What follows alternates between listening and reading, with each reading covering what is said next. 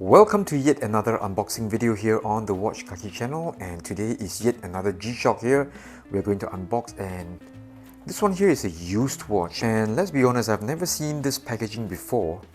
Alright, so normally G-Shocks, when I order them online, they typically come in a box and then with the inner tin can, but this one here looks very different. So I'm just going to flip open here and ta-da!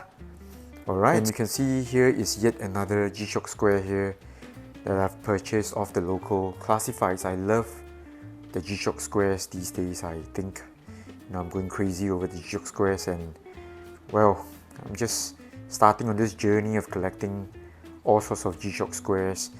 Typically, I like those that have Bluetooth or solar, and well, this one here is slightly different from the Bluetooth squares that I've been collecting. So let's take a look at what else is inside the packaging. So you've got the warranty card here, and you've got the manual, alright, the hang tag.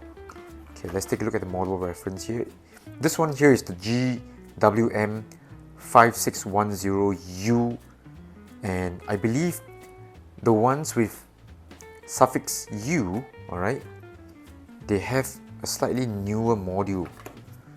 Okay, I think there's some slight changes to the module with regards to LED backlight or something like that, so I need to go read up on what the differences are. Let me just do a really quick check on the condition of the watch. Alright, so this one here just arrived from the courier a couple of hours ago, and the seller said condition is mint condition. Okay, so in this very quick inspection, I can see that, wow, very good condition.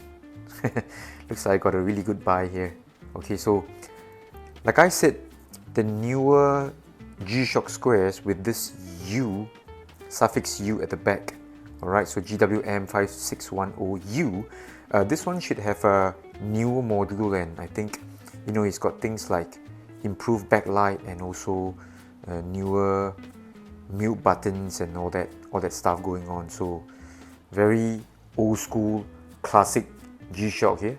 And now with all the packaging out of the way and with the lens zoom in just a bit, let's take a closer look at this one here, GW-M5610U. So this model here has got multi-band 6, which is pretty useless here in Singapore. Okay, we don't have atomic reception or something like that, so I'm just going to use the old school method of setting this watch. But one thing I like about this watch is that it looks so old school and classic, and on top of that, it's got solar charging, tough solar here, and overall I'm liking the simplicity and the classic looks. Alright, so let me just show you my recent purchases. Alright, so like I said, I've gone crazy, gone mad, and this one here I think is the Bluetooth square.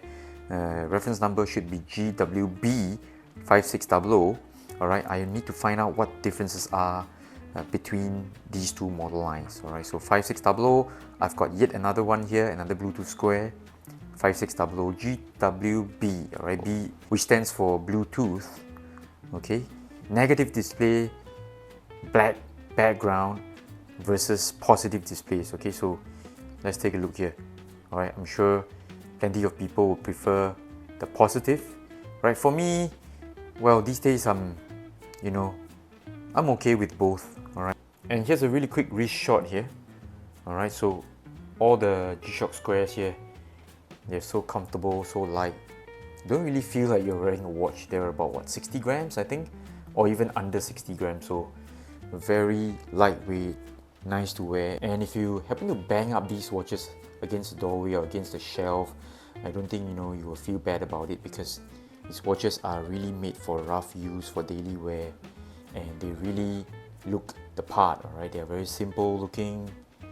Alright, overall just great little watches here, these G-Shocksquares. I'm really falling in love with them these days. Alright, so I'm not too sure if I'm going to do a full length review on this watch here.